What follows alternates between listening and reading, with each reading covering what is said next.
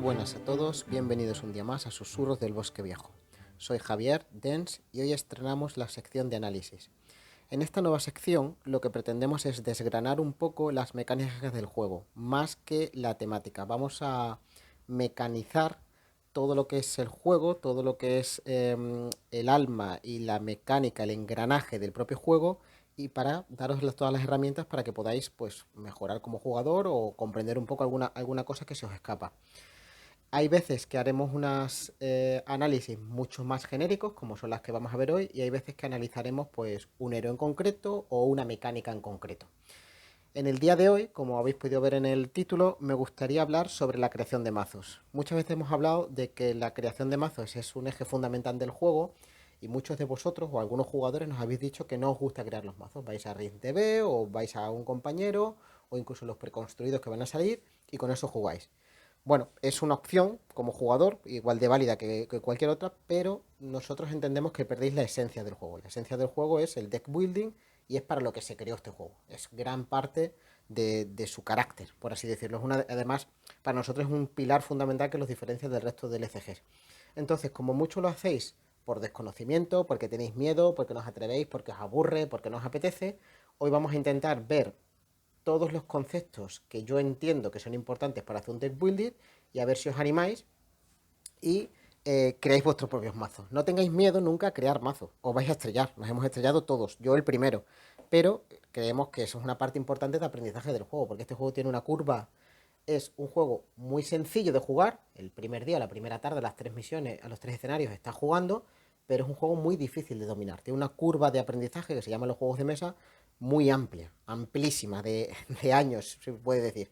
Entonces, en la creación de mazo os ayuda mucho a acelerar esa curva de aprendizaje. Os ayuda a comprender mejor el juego y cuando haya un escenario que se os atranque porque tenga una mecánica complicada o un enemigo complicado o lo que sea, este conocimiento del juego os va a ayudar a superarlo sin tener que buscar pues el truco o el mazo que supera el escenario, que pierde un poco la gracia, ¿no? La gracia está en descubrir por ti mismo cómo vas a superar este escenario. Bueno, pues vamos a empezar con los conceptos de creación de mazo. El vídeo se va a dividir en dos pequeños bloques. El primer bloque vamos a ver conceptos generales que podría valer para cualquier juego de cartas, más o menos, si siguiera la misma línea que sigue el Señor de los Anillos, de héroes, personajes, investigadores, lo que creáis, que generan unos recursos, un maná, una esencia, como queréis llamar los diferentes juegos, y con eso bajamos las cartas de nuestra mano. Y luego vamos a profundizar un poco en lo que sería el Señor de los Anillos y particularizando, ¿no? En nuestras fases y nuestra fase de misión, y nuestra fase de ataque, defensa, la voluntad, etcétera, que son conceptos que ya son propios nuestros.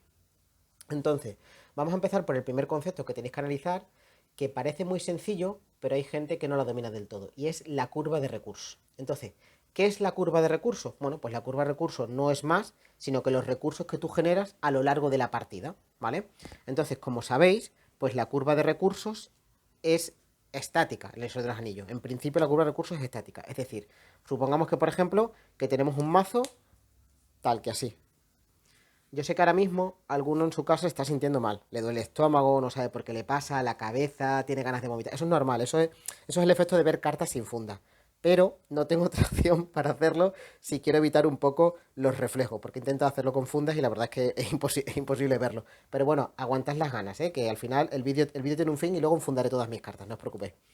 Entonces, supongamos que tenemos un mazo triesfera, ¿vale? Tenemos un mazo liderazgo, saber y táctica con estos tres héroes. Bueno, pues todo el mundo sabe desde que empieza a jugar que el primer turno o cada turno, básicamente, vamos a generar un recurso de cada esfera, ¿vale? Vamos a generar un recurso y otro recurso, ¿vale? Estos son nuestros recursos, con lo cual las tres esferas crecerán iguales, crecerán a la misma.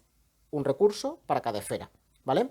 El segundo turno, dos recursos. No es que tengamos dos recursos, o sea, no es que generemos uno, dos, tres recursos, sino que si no hacemos nada, pues lógicamente en el segundo turno, en la esfera que el héroe que no hayamos gastado ningún recurso, pues tendremos dos. Al siguiente tres, al siguiente cuatro, al siguiente cinco, quedándonos el coste de oportunidad que llamamos. Es decir, si tú quieres bajar un aliado de coste 3 de liderazgo, pues tienes que esperar 3 turnos sin hacer nada con Arrow. Hasta ahí llegamos a la lógica.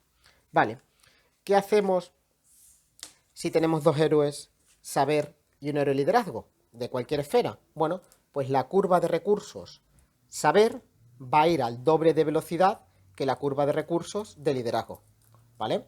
Es decir, el primer turno vamos a tener 1, 2, el segundo turno vamos a tener 2, 4, el tercer turno vamos a tener 3, 6, por lo tanto, la esfera saber es la esfera que va a dominar el mazo y la partida, es decir, es donde deben estar nuestras cartas más recurrentes, no las más poderosas, luego hablaremos de ello, sino las más recurrentes, es decir, vamos a tener muchas más posibilidades de bajar cartas de saber que cartas de liderazgo, por lo tanto, aquí es donde tiene que estar el grueso de nuestro mazo. Lógicamente, si el mazo es monoesfera, pues bueno, pues no hay mucho que pensar, ¿vale? Entonces, esta es la curva de recursos, ¿vale? Hay dos tipos de costes en el Señor de los Anillos, ¿vale? No tienen este nombre, pero quiero que los entendáis, ¿vale? Hay costes controlados y costes variables, ¿vale? ¿Qué es un coste controlado? ¿Vale? Un coste controlado es esto de aquí, lo que todo el mundo conocemos por un coste, es decir, sabemos lo que vamos a gastar en el mazo. Un poco más adelante vamos a ver cómo construir nuestro mazo, ¿vale? Pues si yo sumo todos los costes de liderazgo, yo sé que, por poner un ejemplo, como mucho necesito 36 recursos de liderazgo, porque no tengo más de 36 costes en mi mazo, ¿vale? Ese es un coste controlado. Tú sabes lo que cuesta cada carta y cuánto es el máximo de costes de liderazgo. Por lo tanto, en este mazo que hemos supuesto de 36 costes de liderazgo, necesitaremos, sin hacer nada, 36 turnos de Aragorn para bajar el mazo entero, ¿vale? Lógicamente eso no funciona así, pero es para que entendáis las bases. Ese es un coste controlado, ¿vale? Nosotros sabemos, antes de empezar la partida, qué coste tenemos, ¿vale? ¿Qué es un coste variable? Un coste variable son aquellos costes que no podemos controlar a lo largo de la partida. Hay costes variables de jugador y costes variables de encuentro, ¿vale? ¿Qué es un coste variable de jugador? Bueno, el propio Aragorn. El propio Aragorn hace que después de que tiene una respuesta que hace que después de que Aragorn se ha asignado una misión, gasta un recurso de su reserva de recursos para prepararlo. Es decir, tú lo puedes preparar la misión y luego gastas un recurso y lo pones. Ya has gastado un recurso que es variable. Habrá turnos en que quieras preparar a Aragorn o turnos en el que no quieras preparar a Aragorn. Por lo tanto, ese coste ya vas a ir jugando tú si puedes, no puedes, o si te merece la pena o no te puede merecer la pena. Y tienes que tenerlo en cuenta a la hora de hacer la curva de recursos. Por ejemplo, tenemos a Sam. Sam es otro aliado que tiene otra respuesta. Después de que un jugador aumente su amenaza, puede gastar un recurso espíritu para preparar al final, para preparar a Sam. Este recibe más uno, más uno, más uno en cada uno de sus tres atributos hasta el final de la ronda. Límite de una vez por la ronda. Bueno, pues Sam, en un mazo en el que tuviéramos un héroe espíritu, este recurso sería variable, porque podríamos gastarlo o no según quisiéramos prepararnos a Sam, ¿vale? Esos son los dos tipos de recursos que tienen los mazos para que entendáis. Es decir, tienen un coste concentrado y un coste variable. Y hasta ahí llega la curva de recursos. Lógicamente, luego os explico, como todos sabéis que habéis abierto el core, que esto no es cierto, porque las curvas de recursos son variables. Hay cartas que te permiten aumentar los recursos generados por turno, hay cartas que te permiten dar recursos, hay cartas que, etcétera, etcétera, etcétera. Esa es la variabilidad de una curva de recursos. Luego os explico cómo funciona y cuándo usarla, ¿vale? No siempre tiene sentido meter un acelerador de recursos a cada héroe. Lógicamente no viene mal, porque cuantos más recursos tenga, más cartas puedes bajar por turno, pero no siempre es necesario. El objetivo de la creación de mazo no es siempre tener todo de mucho, o mucho de todo, disculpad. Porque lógicamente eso es lo que queremos todos. Queremos tener muchas cartas, mucho robo, muchos aliados, muchos recursos, pero eso no es posible. Hay que buscar un equilibrio y ver dónde nuestro mazo necesita esa potencia. A lo mejor tú tienes un mazo de coste reducido en el que no necesitas aumentar la curva de recursos. Con la curva de recursos básica, la que te generan los héroes, es más que suficiente. Entonces no gastes cartas en la curva de recursos, porque la creación de mazo básicamente lo que hace es intentar ser lo más eficiente posible con 50 cartas. Ese es nuestro objetivo, hacer el mazo más eficiente posible. Y no el camino es diferente según tanto la estrategia como los héroes que utilicemos, ¿vale? Entonces, el segundo concepto que quiero haceros entender, y es el más importante de todos, es la proporcionalidad entre esferas, ¿vale? ¿Qué es la proporcionalidad entre esferas? Vale, la proporcionalidad entre esferas es las cartas que tenemos que meter en cada esfera según los héroes y la curva que tengamos. Es decir, supongamos que nosotros tenemos un mazo con dos héroes espíritu y un héroe táctica. Por lo tanto, nuestra curva de recursos, como acabamos de ver, va a ser el doble de rápida en espíritu que en táctica. Por lo tanto, alguno me puede decir, bueno, entonces hay que meter el doble de cartas de espíritu que de táctica, ¿no? Metes 2 tercios de cartas de espíritu, 1 tercio de cartas en táctica y ya está, y ya está equilibrado el mazo. Bueno, pues error. Ese es el primer error que se comete en la generación del recurso. Vale, quedaros con esto, ¿vale? 2 de espíritu y 1 de táctica. Voy a recoger que necesito mesa. Vale, os voy a hacer varios ejemplos prácticos. Vosotros decís, bueno, pues perfecto. Mirad que ahora mismo os voy a poner las cartas de tal manera que no me importa el texto. Cuando estemos estudiando la curva de recursos, no nos importa el texto. Solo vamos a fijarnos en los costes de las cartas. Y vosotros decís, bueno, pues si es como me dice doble y doble, ¿no? O sea, perdón, doble y simple, yo meto 6 cartas de espíritu, 6 cartas de espíritu y meto 3 cartas tácticas, ¿no? Y por lo tanto, ya estaría equilibrado. Como tengo 2 héroes espíritu y un héroe táctica, pues el mazo ya está equilibrado. Bueno, error. ¿Por qué? Porque no es el número de cartas lo que te indica cómo se proporcionalizan las esferas. Es el número de coste que tienen esas cartas. Es decir, ahora mismo, si esto lo tuviéramos en mano, necesitaríamos 6 recursos tácticos, 0 recursos de espíritu. Por lo tanto, no estaría bien equilibrado. Ahora mismo necesitas, si tienes esto en mano, más héroes tácticas que espíritu. Espíritu necesitas uno para que tenga consonancia con la esfera, pero es que no necesitas ni que tenga recursos. Puede tener 0 recursos. Sin embargo, de Tallinn sí que necesitas que tenga 6 recursos encima. ¿Vale? Vamos a hacer un ejemplo un poco más loco. Bueno, pues ya está. Si tengo esto, pues yo sigo. Sigo a lo mío. Sigo. Yo sigo metiendo cartas. Sigo metiendo cartas. De momento, aunque lo veáis tan sumamente exagerado, las esferas siguen sin estar equilibradas. Yo aquí todavía no he metido ni un solo coste de espíritu. Por lo tanto, ahora mismo todavía no están equilibradas las esferas. Y fijaos que ya tengo medio mazo montado. Si quisiera montar esto, tengo medio mazo montado. Y sin embargo, no he terminado de equilibrar las esferas. ¿Cómo equilibro las esferas? ¿Vale? Contando. Aquí tengo 6 cartas. Puesto que meter 6 costes. Ahora sí. Ahora sí están equilibradas las esferas. Por lo tanto, cuidado con el concepto de que equilibrar esferas es meter el número de cartas proporcional a 2 tercios, 1 tercio. No es cierto. Es meter el número de cartas con el coste equilibrado. Vale. Ahora bien, estas curvas están equilibradas, ¿vale? Pero están equilibradas mal equilibradas. ¿Por qué? Porque yo de espíritu tengo 2 héroes y de táctica tengo un héroe. Por lo tanto, esta curva de aquí tiene que ser 2 tercios y esta curva de aquí tiene que ser 1 tercio, porque yo produzco 2 de espíritu y 1 de táctica por turno. Por lo tanto, yo podría seguir añadiendo cartas espíritu o bien reducir cartas tácticas a la hora de equilibrarla. ¿Vale? ¿Entendéis? Ahora tengo 4 y aquí podría tener hasta 8. Tengo 6. Bueno, más o menos están equilibradas. No os volvéis tampoco muy loco a la hora de equilibrar esferas con que sean la misma, ¿eh? Es para que sean simplemente proporcionales, ¿vale? Hay que ser proporcional. Vale. 2 conceptos extras a la hora de equilibrar las cartas, ¿vale? ¿Qué pasa con las cartas únicas? Voy a recoger un poco la mesa, ¿vale? ¿Qué pasa con las cartas únicas? Quedaros con las cartas espíritu y las cartas tácticas, ¿vale? ¿Qué pasa con las cartas únicas? Vale, las cartas únicas hay 2 opciones. Primera opción, supongamos que las 2 esferas están equilibradas, ¿vale? Que la esfera táctica y la esfera espíritu ya las tenemos equilibradas a 2 tercios, 1 tercio. Entonces lo que hacemos con las cartas únicas es dividirlas. O bien las contamos en las dos esferas, o bien la mitad para uno y para la mitad para otro. ¿Por qué? Porque si tú las tienes equilibradas, si estas cartas están equilibradas, tú a Gandalf, lo ideal es que lo quieras pagar 2 recursos y medios de este héroe y 2 recursos y medios de este héroe, ¿vale? Si las cartas estuvieran equilibradas. Si tienes 2 y 1, vas a querer pagar 4 recursos de este héroe y 1 recurso de este héroe. O 3 y 2. ¿Me entendéis? Más o menos equilibra.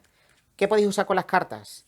Con las cartas neutrales, ¿vale? Supongamos que, voy a hacer otro ejemplo un poco agresivo y un poco ridículo, que hacéis el mazo tal que así y no tenéis nada en el táctico. Tallinn está libre, no tiene coste. Vale, pues el coste neutral lo podéis meter como coste táctico. Y con este coste neutral equilibráis este coste táctico. ¿Qué pasa? Que tenéis que acordaros que durante la partida estas cartas para vosotros son tácticas. No son tácticas como tal, pues lógicamente no tienen esfera, pero digamos que el coste sí que lo vais a pagar con táctico, para no desequilibrar la curva de recursos de espíritu. ¿De acuerdo? Un poco el concepto. Vale. Vamos a ver otro tipo de carta especial que os condicionan esto. Aunque luego veamos, luego vamos a ver cuántas cartas hay que meter de cada tipo, cuántos aliados metemos, cuántas vinculadas metemos, quiero adelantar un poco el concepto, ¿vale? Y son las cartas únicas, porque las cartas únicas nos alteran el equilibrio y las curvas de recursos. Cartas únicas en el Señor de los Anillos hay básicamente dos tipos. No es que sean dos tipos, son los mismos, pero básicamente se comportan de dos maneras diferentes. En un lado tenemos las cartas que yo llamo temporales, ¿vale? Las cartas temporales son estos aliados, ¿vale? Que siempre tienen el mismo texto. Al final de la ronda descarta a Gandalf, al final de la ronda descarta a Elrond, al final de la ronda descarta a Galadriel, ¿vale? Esto lo tienes que contar como un coste explosivo. ¿Qué pasa?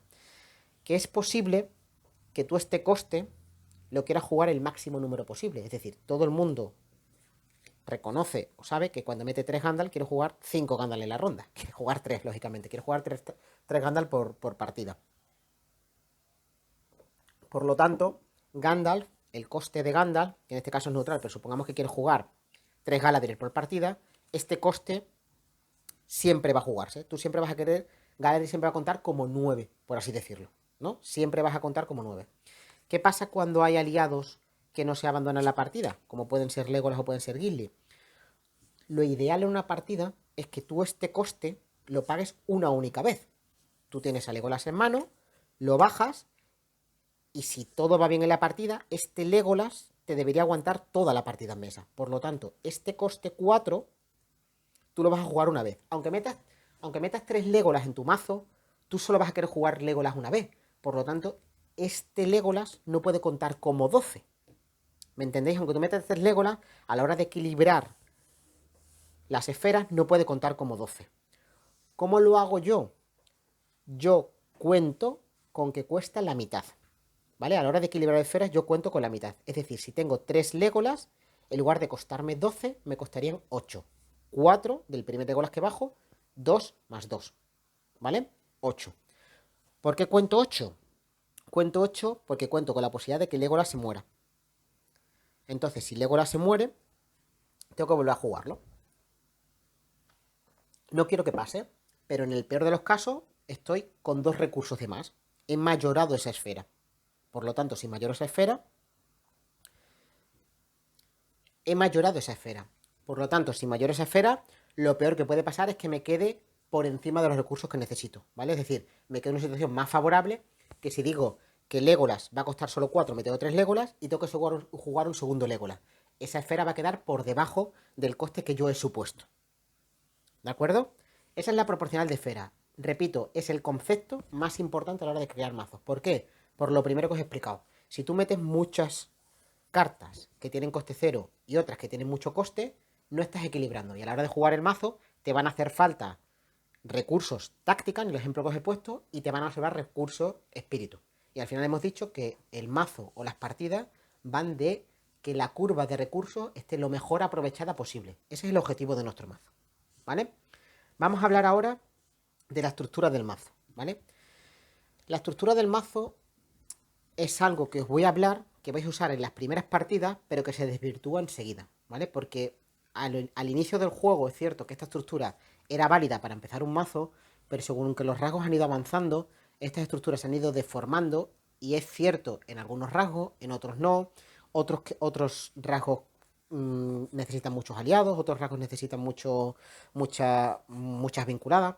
Entonces ahora mismo os voy a dar un número cerrado para que os hagáis unos mazos genéricos, y según vayamos viendo los diferentes análisis, los diferentes rasgos, las diferentes mecánicas de funcionamiento de los mazos, esto de aquí, esta estructura del mazo, os la modifico y os la adapto al mazo genérico, ¿vale?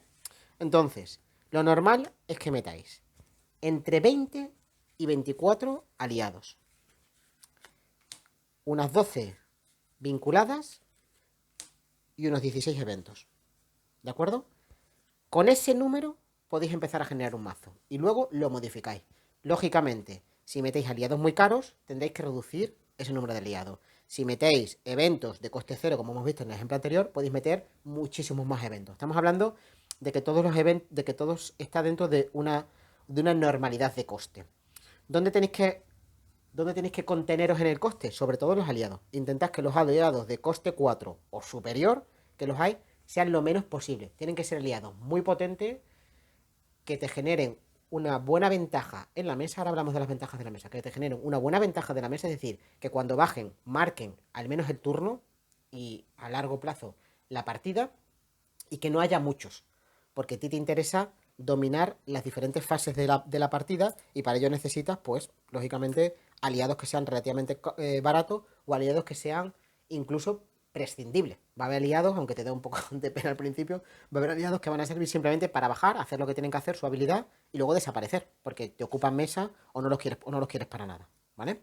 Entonces, quedaros con la estructura, repito, entre 20 y 24 aliados, unos 12 vinculadas, 10-12 vinculadas y 16-18 eventos, ¿vale? Y a partir de ahí modificáis según vuestros gustos, vuestras necesidades, o veáis, bueno, cómo os va el mazo, cómo os va la partida o vuestros tiros de juego, ¿vale?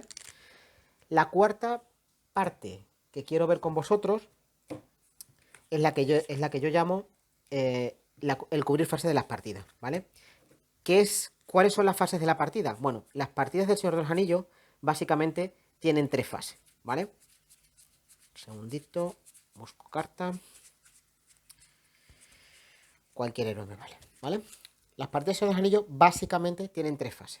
La primera fase que, lógicamente, se corresponden con los 3 atributos que tienen los héroes. La primera fase sería la fase de viaje, y es la fase en la que necesitáis, bueno, fase de viaje o misión también, y es la que necesitáis cierta voluntad, ¿vale? La fase de misión es la que necesitáis la máxima voluntad posible para superar la amenaza que hay en el mazo, en el área de preparación, poner fichas de viaje en los lugares si tenéis algún lugar activo, y luego superar la etapa del escenario, ¿vale? Es decir, en la primera fase necesitáis cuanto más voluntad mejor. La segunda fase, aunque están al revés, es la defensa, ¿vale? Primero, sabéis que primero los ataques nos vienen y defendemos, y luego somos nosotros los que devolvemos el golpe. Entonces la segunda fase es la defensa. Necesitáis un muro que os permita luego atacar. Si al final no tenéis, necesitáis un muro que nos permita atacar. Si al final no tenéis ningún tipo de defensa o no tenéis nada que haga que lógicamente no destruyan a vuestros héroes o a vuestros aliados, pues no vais a poder devolver el golpe, ¿vale? Y la tercera fase, bueno, en esta fase, disculpadme, hay 2 tipos de enfrentamiento, 2 tipos de formas de enfrentarse, más que de enfrentamiento, ¿vale? Esto solo ocurre al inicio del juego. Después del juego los desarrolladores se dieron cuenta que les hacíamos trampa, básicamente, o que habíamos encontrado un hueco en el reglamento y lo corrigieron. Pero bueno, cuando vayáis avanzando en el juego lo veréis. Hay aliados de coste bajo, de habilidad potente, este en concreto te busca una montura, y de atributos muy bajos, ¿vale? Este aliado es lo que nosotros llamamos un chump bloqueador, ¿vale? Básicamente un masilla o como queréis llamarlo. Es un aliado que es muy útil al principio del juego porque tú lo bajas, hace la habilidad, que es lo que realmente te interesa del aliado, y luego si no lo mandas a misión y no aprovechas este punto de voluntad, que muchas veces hasta te da igual, cuando te realizan un ataque, bloqueas con este aliado lógicamente muere, y es el héroe el que puede asestar el golpe al enemigo, ¿vale? Esa es ese es el primer truco o la primera forma de defender los ataques lo más fácil posible. Es decir, es básicamente lo que tú haces es gastar un recurso para evitar un ataque del enemigo. Y además te genera una habilidad. Es decir, es el recurso mejor gastado que puedes hacer. Más adelante veréis que esto ya no te lo dejan hacer, porque hay enemigos que atraviesan el daño, hay enemigos que no te dejan si no tienes cierta voluntad, hay enemigos que si esto se reduce a cero se considera ataque no defendido. Es decir, hay muchos elementos que luego que los desarrolladores usan para que no hagamos este truco. Pero cuando lo podéis hacer es la mejor manera de defender, ¿vale? Salvo que lógicamente tengáis vosotros ya estructurado vuestro héroe con vuestro muro, vuestro aliado con vuestro muro, con vuestras vinculadas, etcétera, etcétera, etcétera, y os sea gratis defenderlo, lógicamente defenderlo, o sea beneficioso defenderlo. Vais a descubrir que según avance el juego hay ciertos rasgos y ciertos héroes que le es beneficioso incluso defender. ¿Quién es defender? ¿Vale? Porque Bueno, porque realizan ciertas preparaciones, o roban cartas, o generan recursos, etcétera, etcétera, o preparan otro héroe, etcétera, etcétera, etcétera, y vas a querer defender con este héroe. Pero la primera parte que vais a aprender es chumbloquear, ¿vale? Lo que nosotros llamamos chumbloquear, que es gastar un recurso, bajar el aliado, hacer la habilidad que es la potente, y luego a la fase de combate lo sacrificas y, pues bueno, pues consigues bloquear por un solo recurso, incluso por cero, que hay aliados que bajan por cero, un ataque enemigo. La segunda parte es la que hemos dicho, tener tu héroe bien montado, tu héroe o tu aliado potente bien montado y defender con él, ¿vale? Sabéis perfectamente cómo se defiende, ¿vale? Esas son las dos partes. Y luego viene el ataque. Lógicamente el ataque es la fase más sencilla, por así decirlo. Atacamos con este atributo, sea lo más grande posible, el enemigo se defiende con lo que puede y arrasamos, ¿vale? Y nos lo cargamos, ¿vale? Es importante que esas tres fases de la partida estén cubiertas en nuestro mazo. Es decir, no sirve de nada hacerse un mazo muy potente en voluntad si luego no tenemos ninguna defensa. Porque es cierto que vamos a arrasar en la fase de misión, pero el enemigo va a venir. Siempre va a venir el enemigo, ¿vale? Tarde o temprano el enemigo va a venir.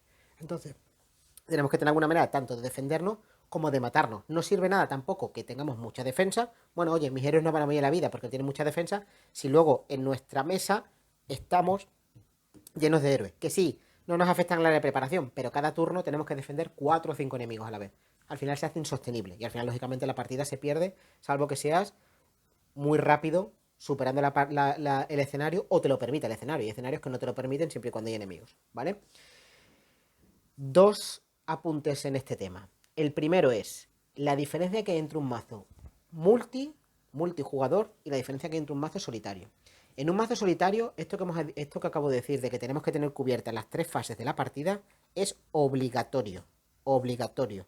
Lógicamente, si tú no eres capaz de usar las tres fases de la partida, no vas a poder ganar, por lo que acabamos de explicar, ¿vale? ¿Qué me puedes decir alguno? Bueno, sí, claro, pero en un mazo multijugador, yo sí puedo. ¿Qué me puede decir alguno? Bueno, sí, en una partida multijugador, yo voy a voluntad, mi compañero va a ataque y otro va a defensa y ya tenemos las fases cubiertas.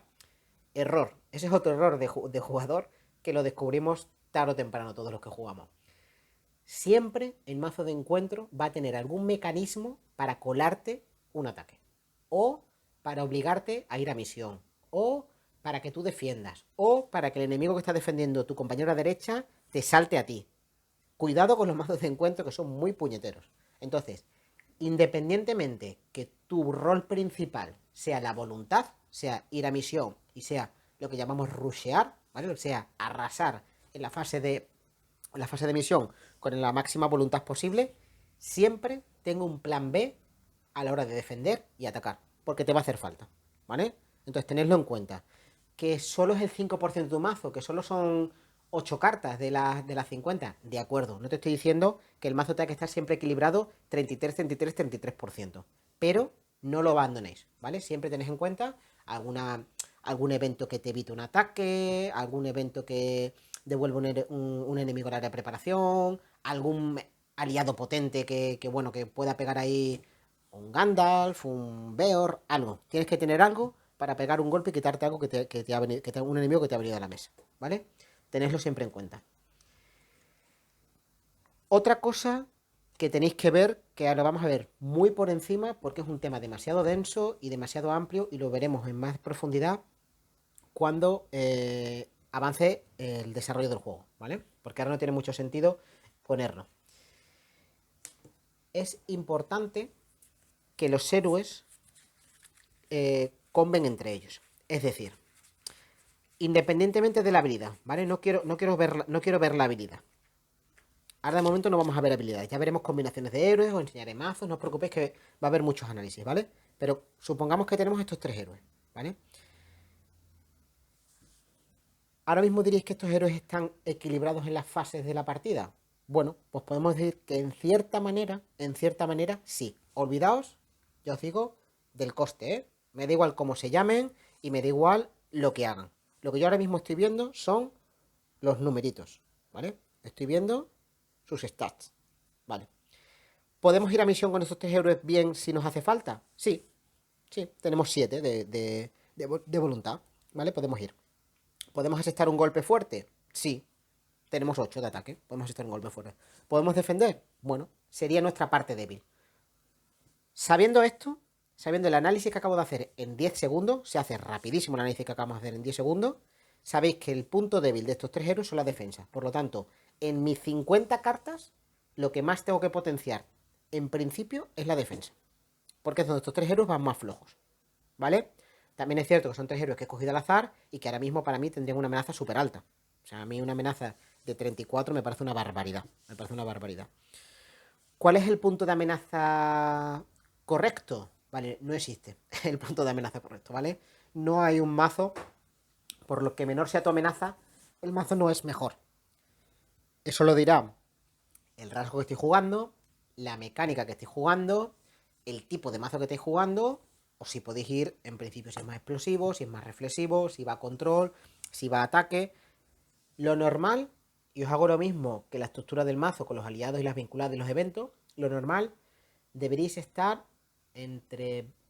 Voy a ser generoso y voy a decir que entre 20 y 30, ¿vale? Eso es lo normal. Luego hay mazos por debajo de 20, son muy buenos.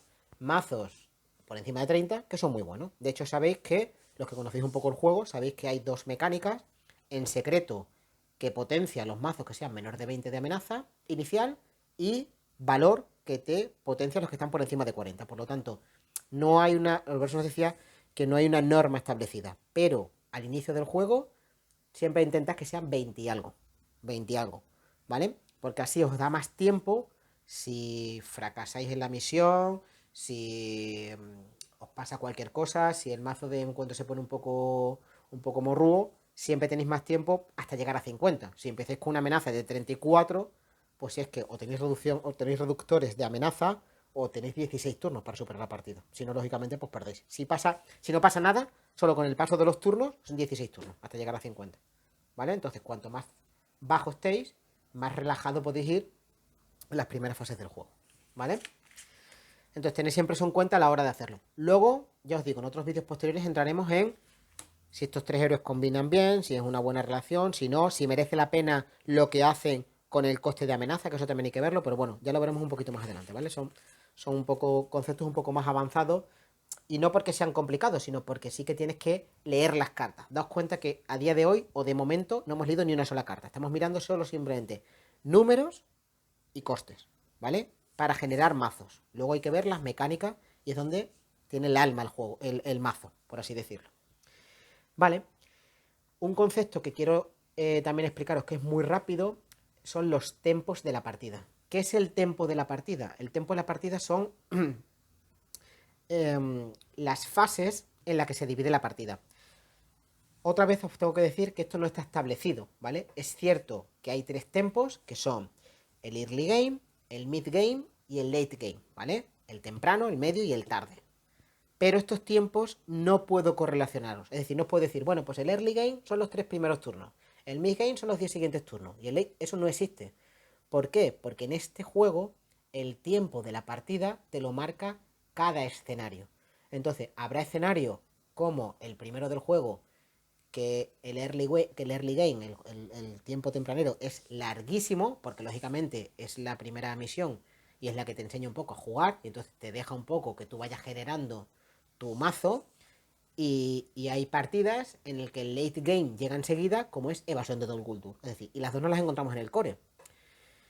¿Qué es lo que sí que os puedo decir? Lo que se hace en cada fase del juego, ¿vale? Tu mazo siempre va a tener early, mid y late. Siempre lo va a tener, ¿vale? Esto es como cuando nos enseñaban en el instituto las historias, ¿no? Inicio, medio y desenlace. Vale, pues esto es igual. El early game es donde tú tienes que ser capaz de anteponerte a las adversidades de tu propio mazo, ¿vale? Que es lo que hemos explicado antes. Si tú tienes carencias en la defensa de tu mazo, en el early game tienes que lo antes posible suplir esa carencia del mazo, ¿vale? Para establecerte en la partida, porque si no, el mazo de encuentros va a ganarte la batalla enseguida, ¿vale? Entonces, cuando tú establezcas esas defensas o tú suplas esas carencias que tiene tu mazo, tú vas a pasar al mid game, que no tiene por qué ser el mid game del mazo de encuentros. Podéis ir a diferentes velocidades. Es más, lo lógico Y lo que tú buscas es que tú vayas por delante del mazo de encuentro, porque si no vais siempre con el agua al cuello. Entonces, tú tienes que establecerlo. ¿Qué es importante en un mazo? Que el cubrir la carencia de tu mazo sea lo más rápido posible. No me digas que vas a cubrir la carencia, en el ejemplo que hemos jugado, la carencia de la defensa con un aliado que vale 5 de recursos, porque no lo vas a jugar al principio. Tendrás que buscar una vinculada, muchos chumplonqueadores si quieres arriesgarte a eso, una vinculada que te aumente la defensa, lo que se te ocurra o lo que tengas a mano, pero no te vayas al late game, ¿vale? El mid game es donde tú desarrollas tu estrategia, ¿vale? Si estás jugando a enanos, que sabéis que van a mayorías, pues donde bajas a la mayoría de los aliados. Si tú estás jugando hobbits, en secreto, por ejemplo, es donde vas a establecer todas las cartas de secreto para que el mazo te vaya bien antes de que la amenaza te suba. Y el late game es donde normalmente el mazo de encuentro pilla a tu mazo, ¿vale? El mazo de encuentro, lógicamente, según vas superando etapas, se suelen poner más complicados. Las últimas etapas de los mazos de encuentro suelen apretarte mucho. Tú, para cuando llegues al late game, al juego tardío del mazo de encuentro, tú tienes que encontrarte en una situación en la que puedas hacerle frente.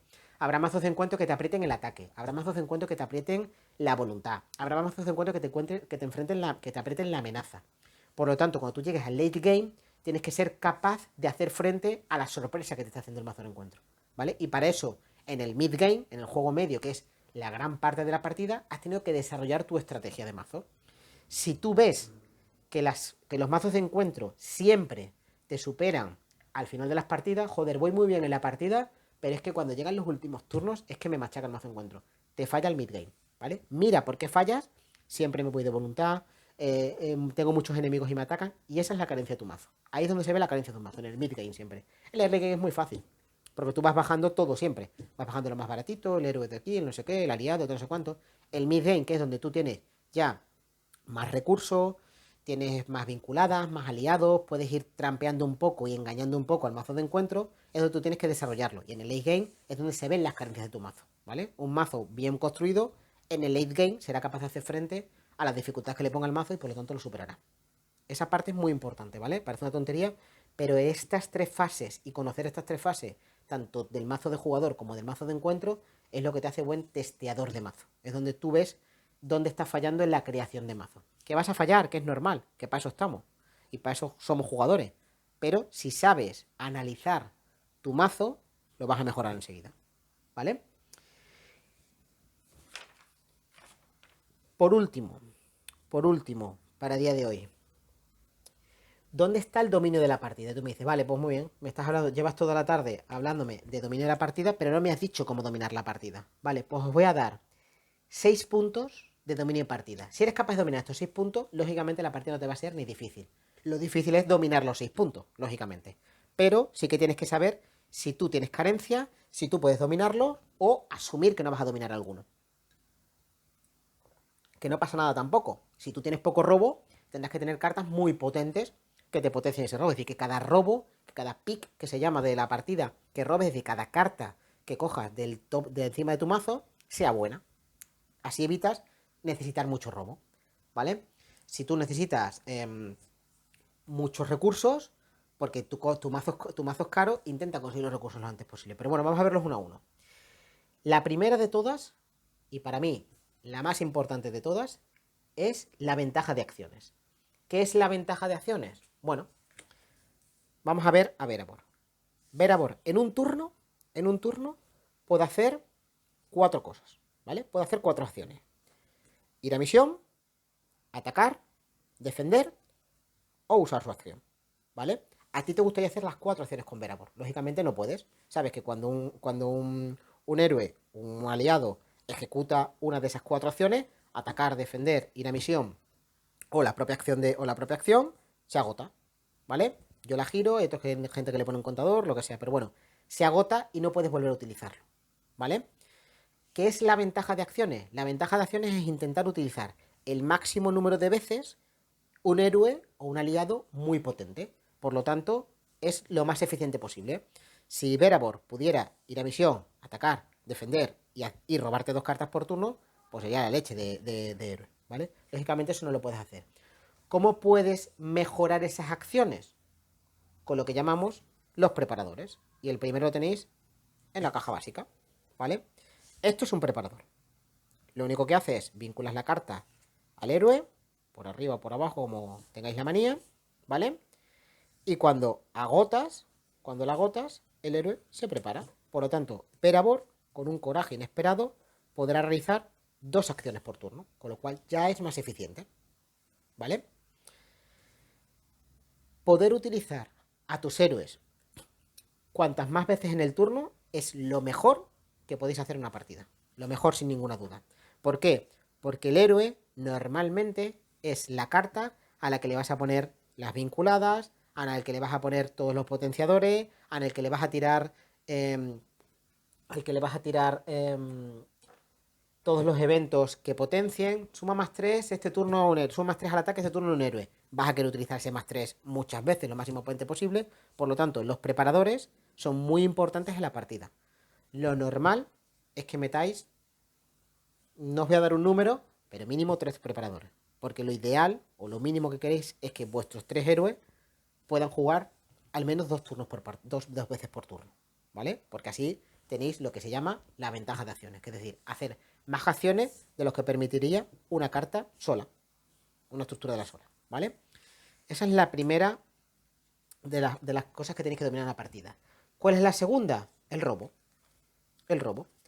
Si sois capaces de robar, muchas veces tendréis más cartas disponibles para utilizar. ¿Qué cartas nos permiten robar? Bueno, normalmente la esfera saber y Verabor. Vuelvo al ejemplo, pero en el core tenemos una carta que nos permite robar, ¿vale? Es cierto que Gandalf muchas veces vas a querer... Disculpad. Es cierto que Gandalf muchas veces vas a querer los puntos de daño, que es una de las partes más útiles, pero el robo es muy importante.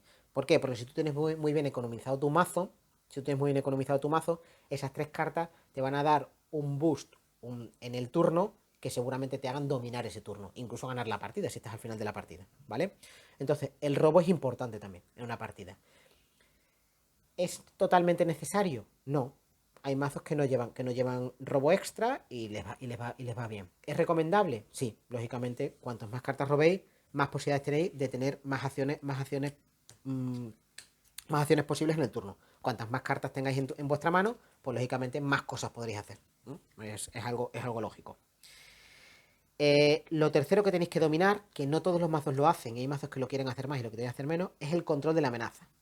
Básicamente, la amenaza es un elemento único de este juego que es un temporizador de juego. Si tú, por muy bien que te vaya la partida, por muy bien que lo estés dominando, llegas a 50 de amenaza, pierdes. ¿Vale? Eso lo hacen o lo han hecho para que tú no te montes tu chiringuito, tú no te montes o no retrases y aguantes la partida, te estés obligado a avanzar, ¿vale? Sabéis que según vais avanzando la partida hay ciertos elementos como maldito o como ciertas articulaciones que hace el mazo de encuentro, ciertos mecanismos que realiza el mazo de encuentro para acelerarte esa amenaza y hacerte perder lo antes posible. Bueno, pues los controladores de amenaza que también tenéis en el core es, por ejemplo, el saludo de los Galadrim, ¿vale? El saludo de los Galadrim te baja 6 de amenaza por 3 recursos. ¿Es caro? Sí, pero es que 6 de amenaza pueden salvar de una partida. Entonces, 3 de recursos por salvar de una partida, pues no es caro, lógicamente. Estas cartas siempre las vais a querer en mano, os van a ir muy bien en mano, y es posible que no las utilicéis. Si tenéis la partida dominada, no bajéis la amenaza por bajarla. Pero bueno, pero es necesaria. ¿Para qué sirve también bajar la amenaza? Recordad que vuestra amenaza es el control por el que se hace los ataques de los enemigos. Es decir, se mira vuestra amenaza y si el coste de enfrentamiento de un enemigo es igual o mayor a vuestra amenaza, o igual o menor a vuestra amenaza, los enemigos vienen del área de preparación hacia tu mesa, hacia tu compañía.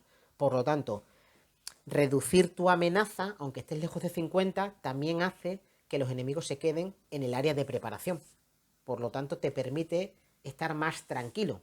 ¿Por qué? Porque un enemigo en área de preparación, salvo la habilidad que tenga, solo cuenta su amenaza contra voluntad. Es decir, un enemigo en el área de preparación se combate con voluntad. Y un enemigo en tu mesa se combate con ataque y defensa. Por lo tanto, si tú vas mejor a voluntad, te interesa tener la amenaza reducida lo máximo posible para ir a voluntad, ¿vale? Para que la voluntad de tu mesa sea la que domine la partida y no tengas que depender de tu ataque y tu defensa. Esto lo usan muy bien, o es el mecanismo que normalmente se usa con hobbits. Ya los enseñaré, pero los hobbits lo que usan es una reducción de amenaza muy drástica y te da igual lo que haya en mesa, te da igual que en mesa haya 17 de amenaza, porque tienes tantísima voluntad que arrasas a los enemigos. Y luego poco a poco te los vas quitando con diferentes mecanismos del área de preparación o te enfrentas opcionalmente al que tú quieras, ¿vale? Al que tú veas ese turno y te vas quitando poco. Pero tú decides a qué enemigo te enfrentas. No te vienen los enemigos a enfrentarse, ¿vale?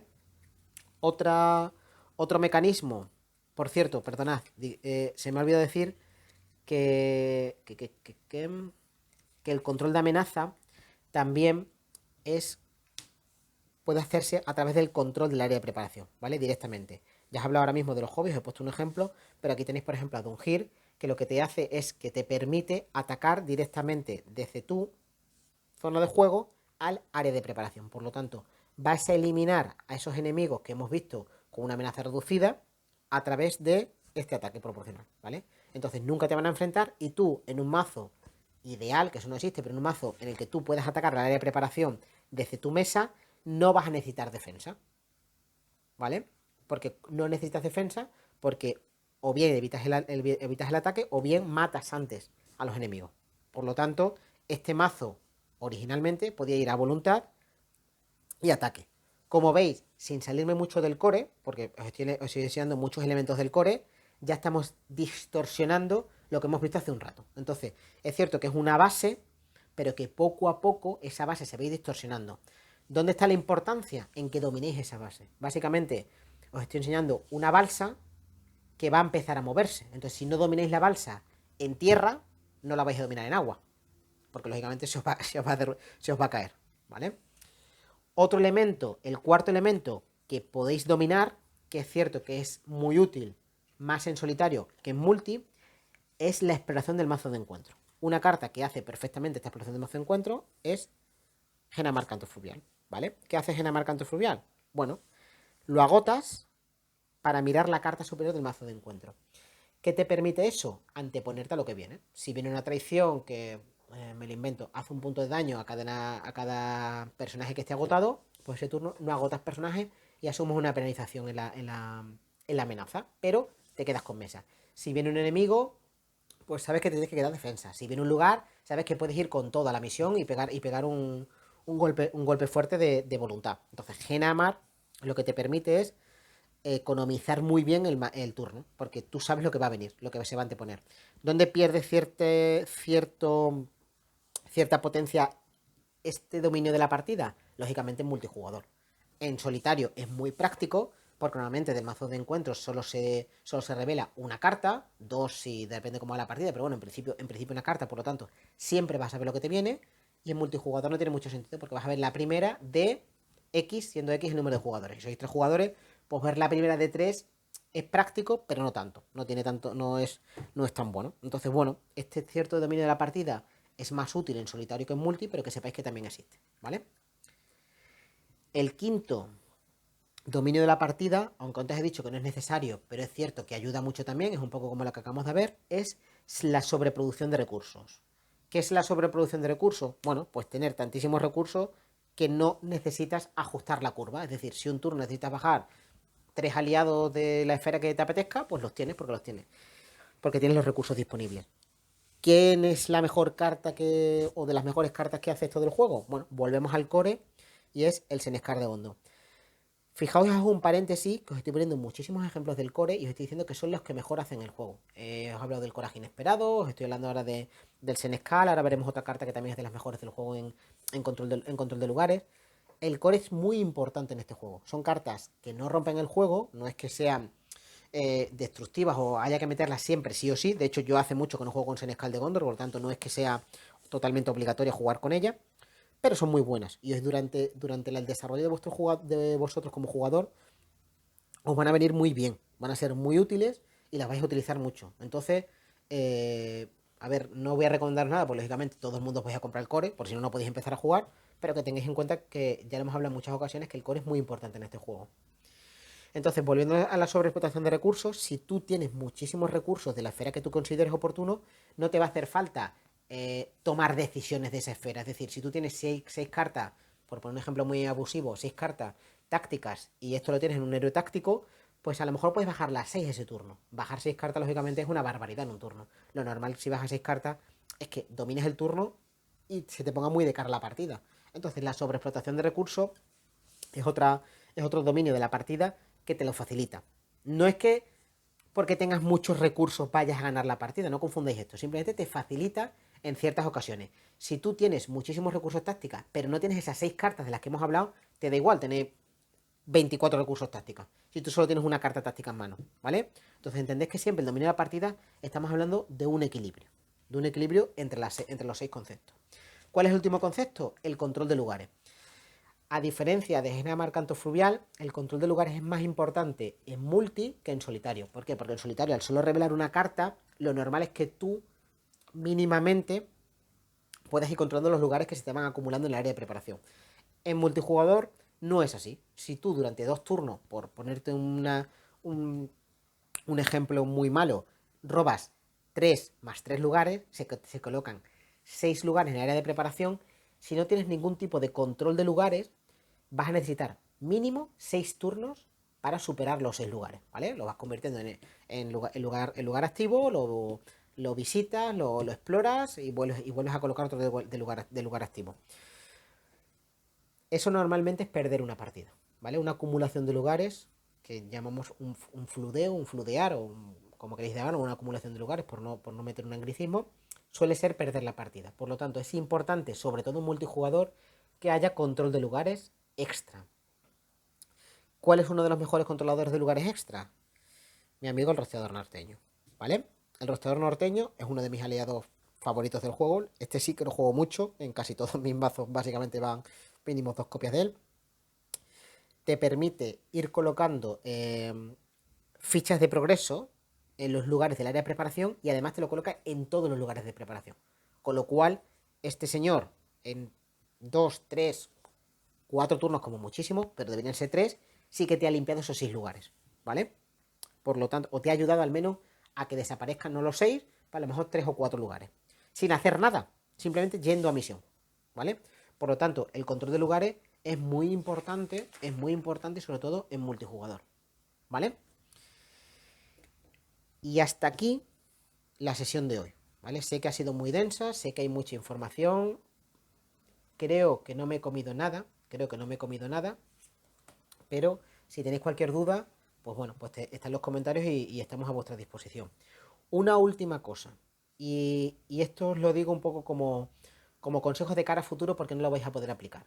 Os voy a dar 5 misiones o 5 escenarios, disculpadme, que para mí son los mejores para testear el mazo, ¿vale?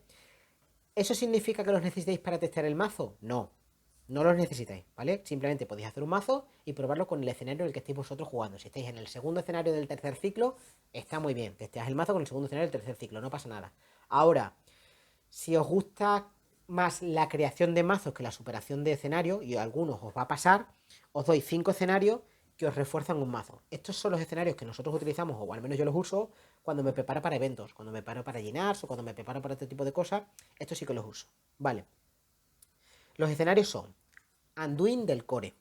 Parece mentira, pero el segundo escenario del Core es muy bueno para testearlo, es muy completo. No quiero spoilearos, ¿vale? No os voy a decir por qué es completo o qué potencia el mazo. Porque, bueno, quiero que lo descubráis por vosotros. Y si son 5 escenarios y son especiales, pues son por algo, ¿vale? Pero no quiero descubrirlo. Tenéis la pod de concentración en Ogilia, que fue la primera pod que salió en su día.